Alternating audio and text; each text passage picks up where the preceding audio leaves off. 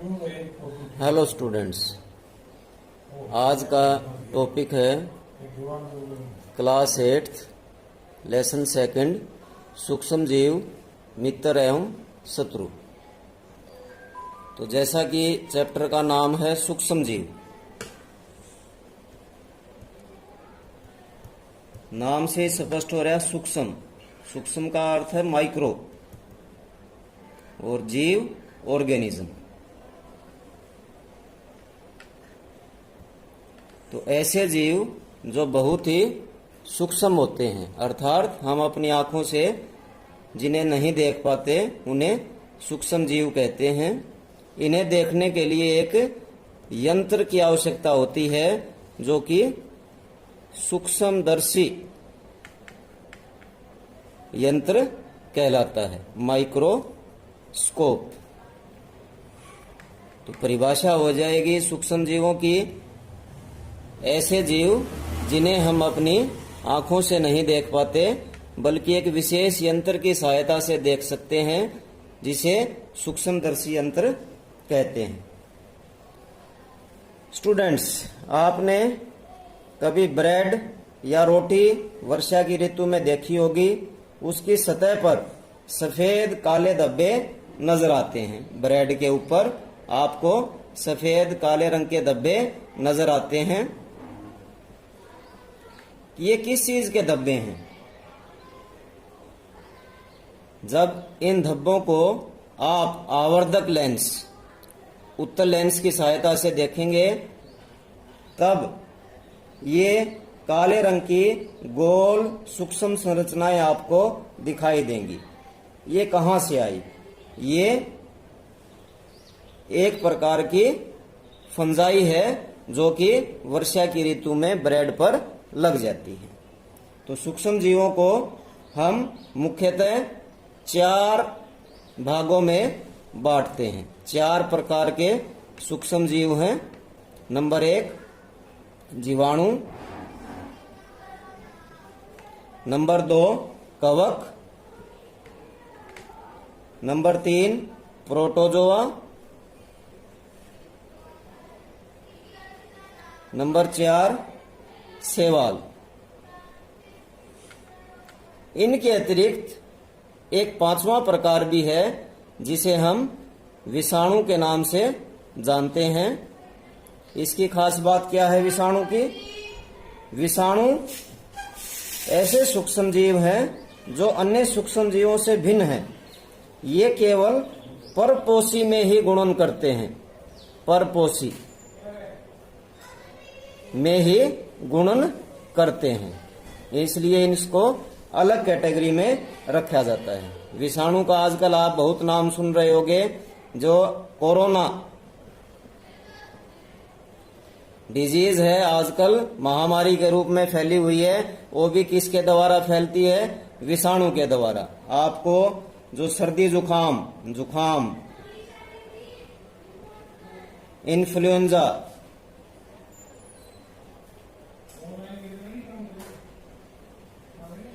Polio,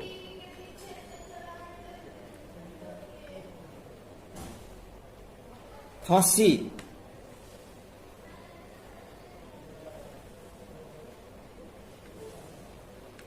और खसरा, ads, ये ऐसी बीमारियां हैं जो कि विषाणु के द्वारा फैलती हैं। आगे हम देखते हैं प्रोटोजोआ, जो एक सूक्ष्म जीव है। उसके द्वारा होने वाले रोग, अतिसार, दस्त लगना, मलेरिया, बहुत ही महामारी का रूप ले लेता है मलेरिया। ये भी प्रोटोजोआ नामक सूक्ष्म जीव द्वारा फैलता है। जीवाणु के द्वारा टाइफाइड, जिसको मोतीजारा भी बोलते हैं, अक्षय रोग, टीबी, ये जीवाणु के द्वारा फैलने वाले रोग हैं। आइए अब आपकी बुक से, पाठ्य पुस्तक से इनके चित्र मैं आपको दिखाता हूं। जैसा कि आप चित्र 2.1 में देख रहे हैं, स्पाइरल जीवाणु, छड़नुमा जीवाणु। चित्र 2.1 जीवाणु के दो प्रकार चित्र में दिखाए गए हैं। चित्र 2.2 शैवाल, क्लेमाइडोमोनास, स्पाइरोगायरा। चित्र 2.3 प्रोटोजोआ हैं, अमीबा, पैरामीशियम सूक्ष्मजीव हैं। चित्र 2.4 कवक, राइजोपस, ब्रेड मोल्ड, पेंसिलियम और एस्परजिलस। इसके बाद चित्र है 2.5 विषाणु। ये सब सूक्ष्म जीव हैं। नेक्स्ट है सूक्ष्म जीव कहाँ रहते हैं, इनका आवास कहाँ है। तो सूक्ष्म जीव एक कोशिक हो सकते हैं जैसे कि जीवाणु, शैवाल, प्रोटोजोआ अथवा बहुकोशिक जैसे कि शैवाल एवं कवक। ये बर्फीली, शीत से उष्ण, गर्म स्रोतों तक हर प्रकार की परिस्थिति में जीवित रह सकते हैं। मनुष्य सहित सभी जंतुओं के शरीर के अंदर भी पाए जाते हैं। दलदल में भी, मरुस्थल में भी पाए जाते हैं। कुछ सूक्ष्म जीव दूसरे सजीवों पर आश्रित होते हैं जबकि कुछ अन्य स्वतंत्र रूप से पाए जाते हैं। अमीबा जैसा सूक्ष्म जीव अकेले रह सकता है जबकि कवक एवं जीवाणु समूह में रहते हैं। ये था इसके आवास के बारे में कि सूक्ष्म जीव का आवास कहाँ होता है। प्यारे बच्चों, कुछ सूक्ष्म जीव हमारे लिए लाभदायक होते हैं, कुछ सूक्ष्म जीव हमारे लिए हानिकारक होते हैं। तो अब हम चर्चा करेंगे मित्रवित सूक्ष्म जीवों के बारे में जो हमारे लिए लाभदायक होते हैं। तो सूक्ष्म जीवों से हमें अपने दैनिक जीवन में भी अनेक लाभ हैं जिनकी हम सूची इस प्रकार बनाएंगे। जैसे दही जमाने में,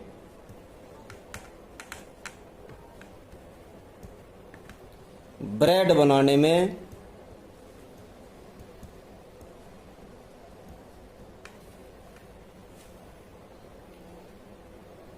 केक बनाने में,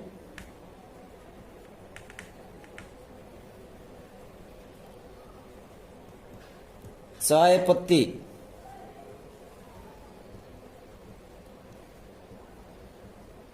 अल्कोहल,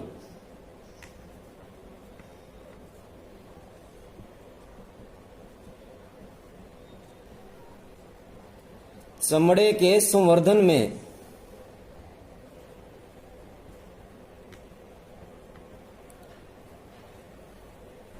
दवाइयां बनाने में,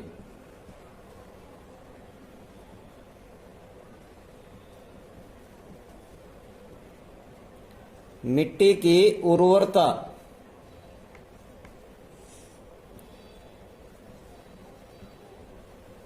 बनाने में। आइए अब बारी बारी से इनकी विस्तार से चर्चा करते हैं। दही जमाने में जीवाणु का नाम है लैक्टोबैसिलस।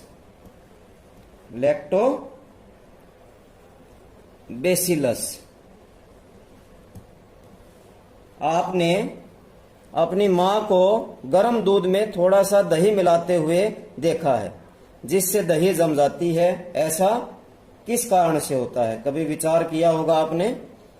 तो दही में अनेक सूक्ष्म जीव पाए जाते हैं जिनमें लैक्टोबैसिलस नामक जीवाणु प्रमुख है। जीवाणु है लैक्टोबैसिलस जो दूध को दही में परिवर्तित कर देता है।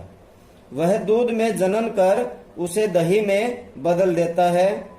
यही जीवाणु पनीर, अचार एवं अनेक खाद्य पदार्थों के उत्पादन में भी सहायक होते हैं। सूजी, इडली एवं भटूरे का एक महत्वपूर्ण संगठक दही है। क्या आप अनुमान लगा सकते हैं कि ऐसा किस प्रकार होता है? आइए आगे सूक्ष्म जीवों के द्वारा ब्रेड बनाने में, तो ब्रेड के अंदर क्या होता है, आप आटा गूंदकर उसमें एक चुटकी ईस्ट पाउडर डाल देते हैं। ईस्ट पाउडर थोड़े समय के बाद में आटा जो गूंदा हुआ था वो फूल जाता है। ईस्ट तीव्रता से जनन करके श्वसन के दौरान कार्बन डाइऑक्साइड CO2 गैस उत्पन्न करता है। गैस के बुलबुले, जो इसके बुलबुले उठते हैं, वे आटे के आयतन को बढ़ा देते हैं, आटे के आयतन को बढ़ा देते हैं।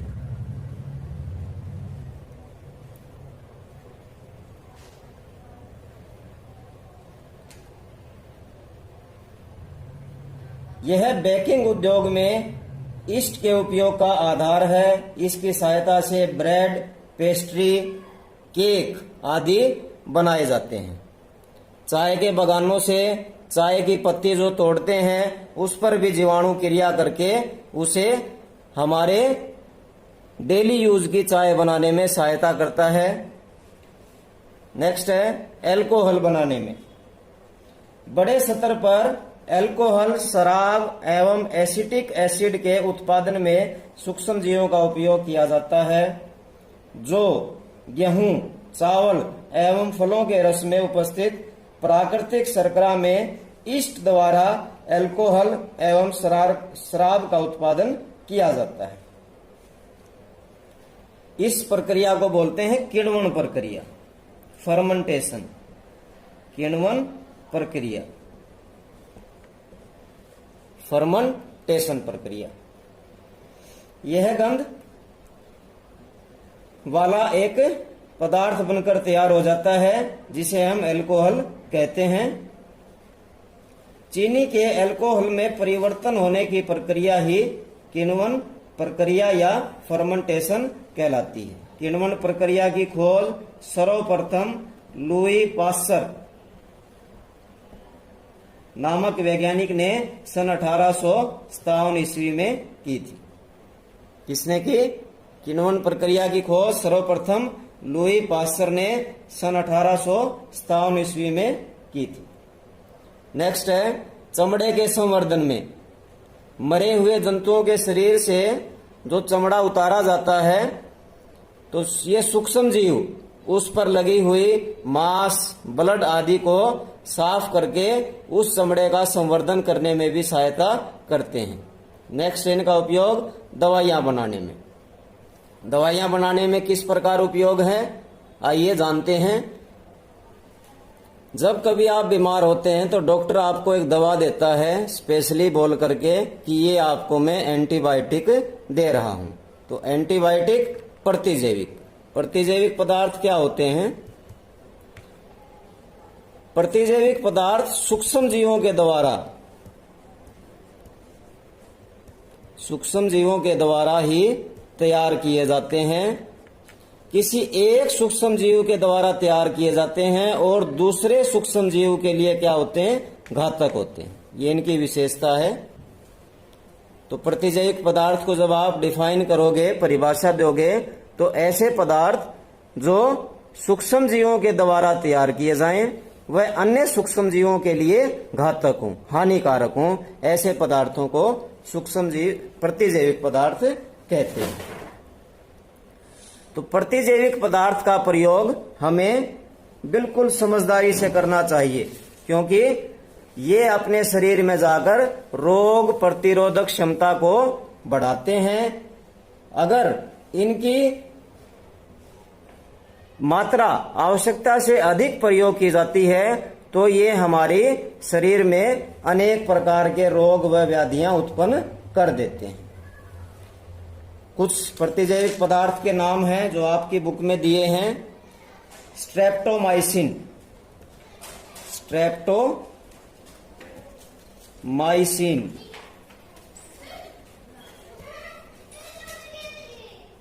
नेक्स्ट है टेट्रासाइक्लिन, टेट्रा साइक्लिन।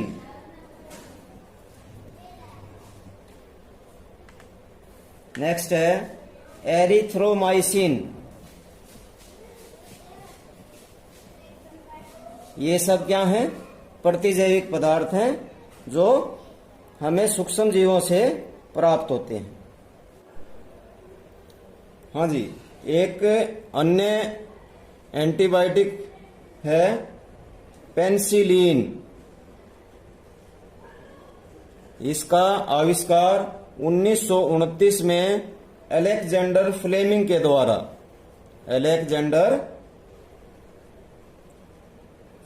के द्वारा किया गया।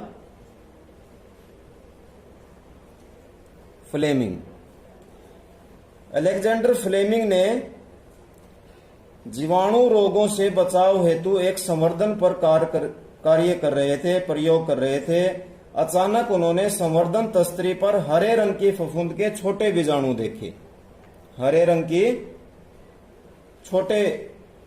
बीजाणु देखे। उन्होंने पाया कि यह फफूंद जीवाणु की वृद्धि को रोक लेती है।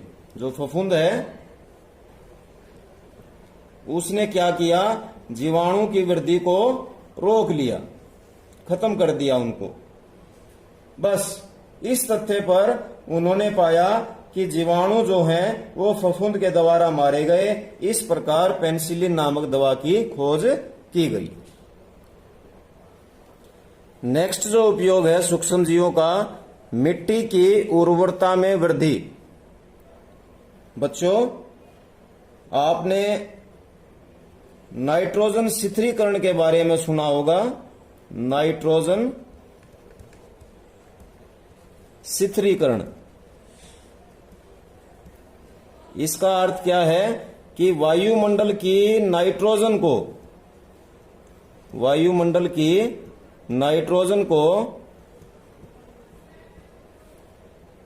पौधे की जड़ों में पाए जाने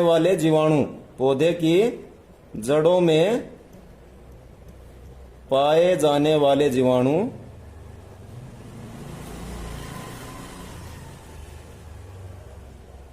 नाइट्रेट में बदल देते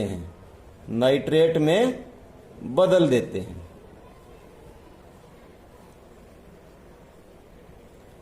तो उस जीवाणु का नाम राइजोबियम। एक जीवाणु है जो फलीदार पौधों की जड़ों में पाया जाता है।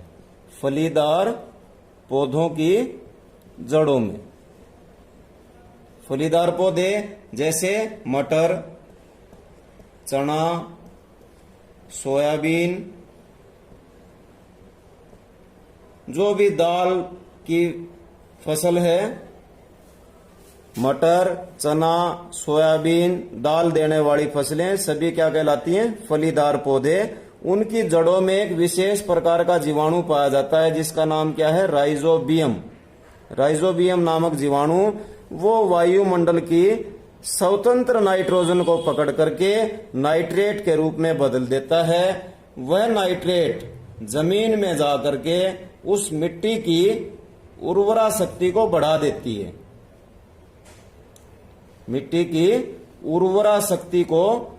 देती है।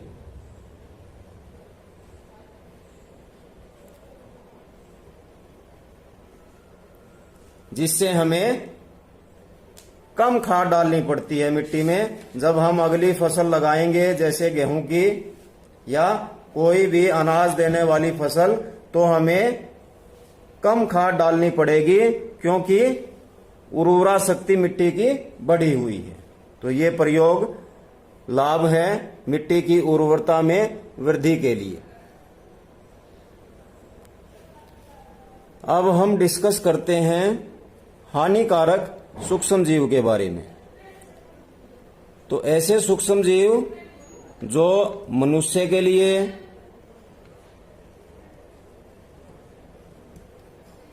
अन्य जीवों के लिए, पेड़ पौधों के लिए भी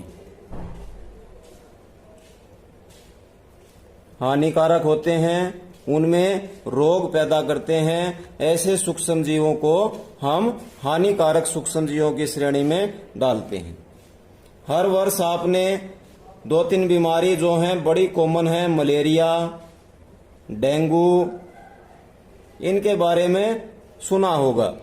तो मलेरिया जो है वो और डेंगू किसके काटने से? मच्छर के काटने से फैलता है। मलेरिया, डेंगू मच्छर के काटने से फैलता है। मलेरिया में जिस मच्छर का नाम है मादा एनाफिलीज, मादा एनाफिलीज। मादा एनाफिलीज मच्छर के शरीर में मलेरिया परजीवी प्लाज्मोडियम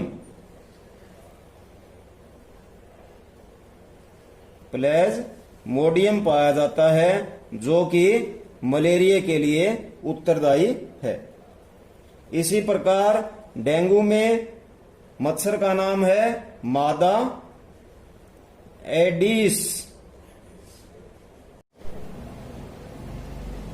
जो कि डेंगू का कारक है। तो मलेरिया, डेंगू, इस प्रकार अनेक ऐसे रोग हैं जो कि मनुष्य में भी, अन्य जीव जंतुओं में भी, पेड़ पौधों में भी हानिकारक सूक्ष्म जीवों के द्वारा फैलते हैं। हाँ स्टूडेंट्स, अब हम जानते हैं कि मनुष्य में सूक्ष्म जीव कौन कौन से रोग फैलाते हैं। जैसा कि सारणी में दिखाया गया है, मानव रोग अक्षय रोग है, रोग कारक सूक्ष्म जीव जीवाणु, संचरण का तरीका वायु, बचाव के उपाय रोगी व्यक्ति को पूरी तरह से अन्य व्यक्तियों से अलग रखना, रोगी की व्यक्तिगत वस्तुओं को अलग रखना और उचित समय पर टीकाकरण। खसरा मीजल्स, रोग कारक सूक्ष्म जीव वायरस विषाणु, संचरण का तरीका वायु, संचरणीय रोग की श्रेणी में आता है ये। बचाव के उपाय वही कि रोगी व्यक्ति को पूरी तरह से अलग रखें, आइसोलेट रखें और उसकी वस्तुएं भी अन्य व्यक्तियों से अलग रखें। नंबर 3 चिकन पॉक्स, सूक्ष्म जीव वायरस विषाणु वायु द्वारा या सीधे संपर्क से। नंबर 4 पोलियो, वायरस जनित रोग है, वायु द्वारा या जल के द्वारा। नेक्स्ट है हैजा, जो कि जीवाणु से फैलता है, जल के द्वारा या भोजन के द्वारा। ध्यान रखें, यह भी एक संचरणीय रोग है जो किसी न किसी माध्यम के द्वारा फैले संचरणीय रोग कहलाते हैं, कम्युनिकेबल डिजीज। व्यक्तिगत स्वस्थता एवं अच्छी आदतों को अपनाना, भली भांति पके भोजन, उबला हुआ पेयजल एवं समय समय पर टीकाकरण। नेक्स्ट है टाइफाइड, जीवाणु द्वारा फैलता है, जल। उपाय सेम है इसके भी। नेक्स्ट है हेपेटाइटिस ए, वायरस जनित रोग है, तरीका दूषित जल के द्वारा, संदूषित जल के द्वारा, इसलिए उबले हुए पेयजल का प्रयोग करें व समय समय पर टीकाकरण करवाएं। मलेरिया, सूक्ष्म जीव का नाम है प्रोटोजोआ, वाहक जीव मच्छर। तो इससे बचने के उपाय मच्छरदानियों का प्रयोग, मच्छर भगाने वाले रसायन का प्रयोग, कीटनाशक का छिड़काव एवं मच्छर के प्रजनन रोकने के लिए जल को किसी भी स्थान पर एकत्रित न रहने देना। कुछ रोग जंतुओं में भी सूक्ष्म जीवों के द्वारा होते हैं, आइए उनको जानते हैं। अनेक सूक्ष्म जीव केवल मनुष्य एवं पौधों में ही रोग के कारक नहीं है, वरन वे दूसरे जंतुओं में भी रोग उत्पन्न करते हैं। उदाहरण के लिए एंथ्रेक्स मनुष्य एवं मवेशियों में होने वाला भयानक रोग है जो जीवाणु द्वारा होता है। गाय में खुर एवं मुंह का रोग वायरस द्वारा होता है। पौधों में रोग जो सूक्ष्म जीवों के द्वारा फैलते हैं। अनेक सूक्ष्म जीव गेहूं, चावल, आलू, गन्ना, संतरा, सेब इत्यादि पौधों में रोग के कारक हैं। रोग के कारण फसल की उपज में कमी आ जाती है। टेबल है आगे 2.2। सूक्ष्म जीवों द्वारा पौधों में होने वाले कुछ सामान्य रोग। पादप रोग नाम है नींबू, कैंकर। सूक्ष्म जीव, जीवाणु। संचरण का तरीका वायु। चित्र में आप देख पा रहे हैं। नेक्स्ट है गेहूं का रस्ट, कवक के द्वारा फैलता है। संचरण का तरीका वायु एवं बीज। भिंडी की पीत वायरस द्वारा। कीट। नेक्स्ट टॉपिक है खाद्य विषाक्तता, फूड पॉइजनिंग। बूजो के एक मित्र ने उसे एक पार्टी में आमंत्रित किया। वहां उसने अनेक प्रकार के व्यंजन खाए। घर आने पर उसे वमन, उल्टी होने लगी। उसे अस्पताल ले जाया गया। डॉक्टर ने बताया कि खाद्य विषाक्तन के कारण होने वाली स्थिति। तो क्या है खाद्य विषाक्तता? भोजन विष, फूड पॉइजनिंग। आइए जानते हैं। सूक्ष्म जीवों द्वारा संदूषित भोजन करने से खाद्य विषाक्तन हो सकता है। हमारे भोजन में उत्पन्न होने वाले सूक्ष्म जीव कभी कभी विषैले पदार्थ भी उत्पन्न कर देते हैं। ये भोजन को विषाक्त बना देते हैं, जिसके सेवन से व्यक्ति भयंकर रूप से रोगी हो सकता है अथवा कभी कभी उसकी मृत्यु भी हो सकती है। अतः यह आवश्यक है कि हम भोजन को संदूषित होने से बचाएं। नेक्स्ट, खाद्य परिरक्षण।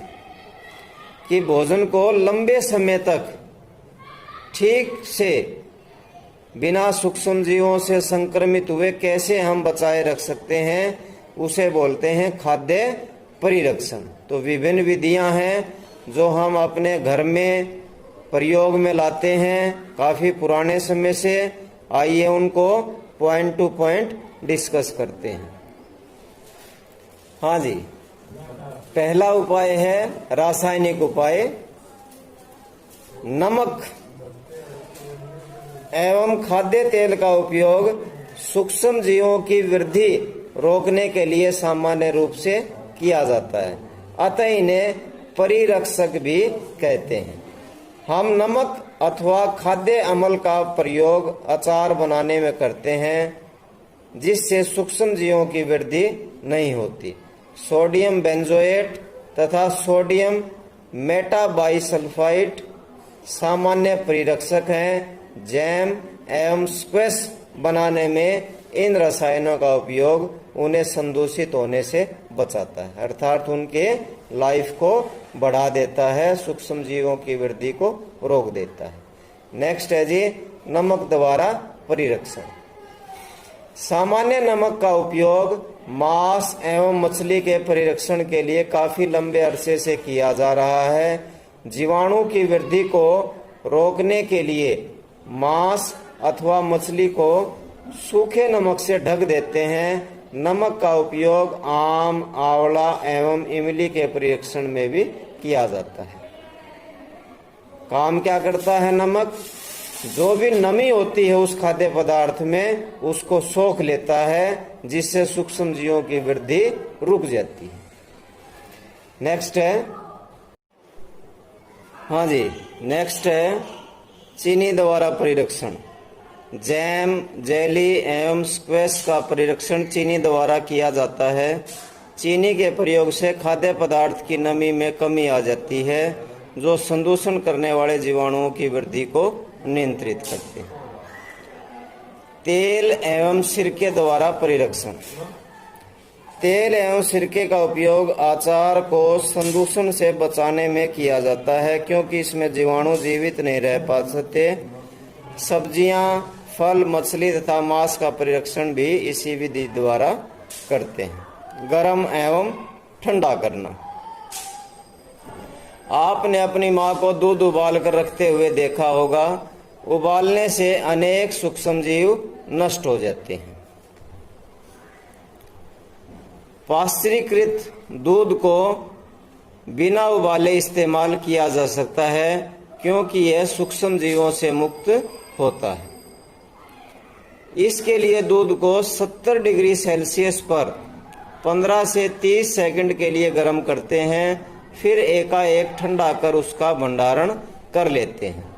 ऐसा करने से सूक्ष्म जीवों की वृद्धि रुक जाती है। इस प्रक्रिया की खोज लुई पास्चर नामक वैज्ञानिक ने की थी, इसलिए इसे पाश्चरीकरण कहते हैं। भंडारण एवं पैकिंग।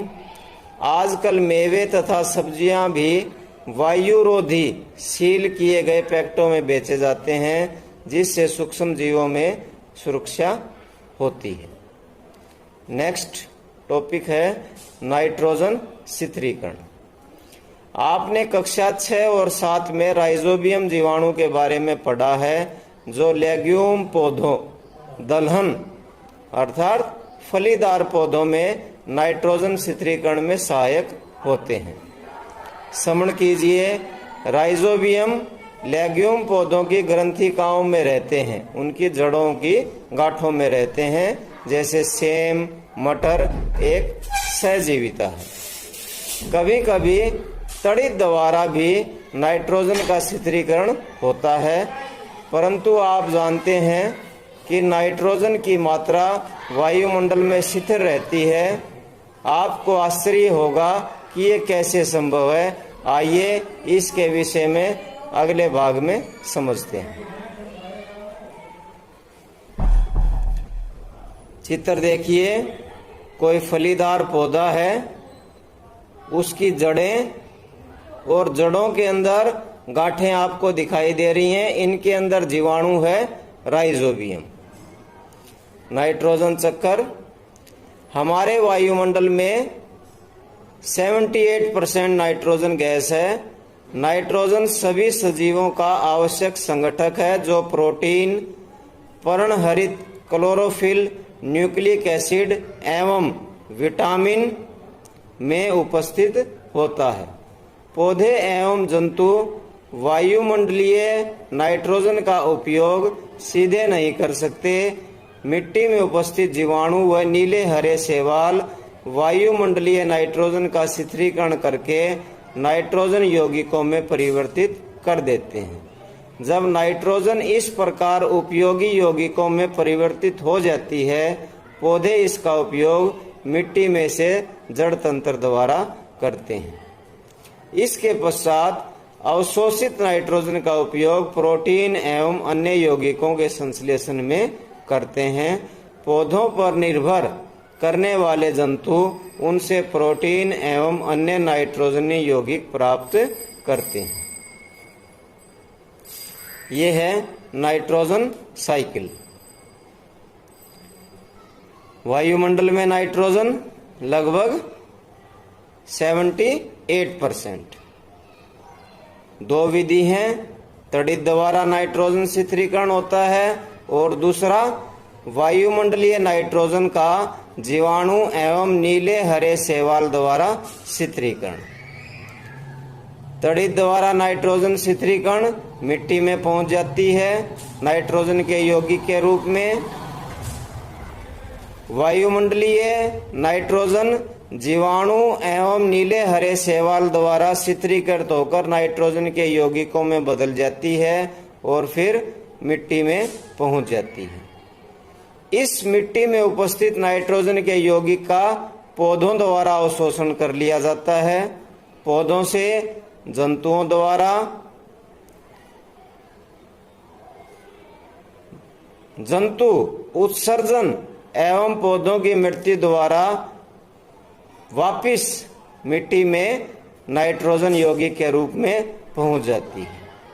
मिट्टी से नाइट्रोजन के यौगिक जीवाणु द्वारा नाइट्रोजन यौगिकों का गैसीय नाइट्रोजन में परिवर्तन करके फिर से वायुमंडल में नाइट्रोजन मुक्त अवस्था में आ जाती है। इस प्रकार नाइट्रोजन का साइकिल चलता रहता है।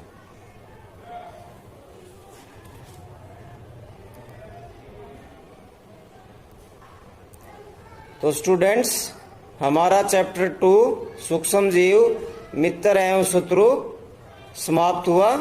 धन्यवाद।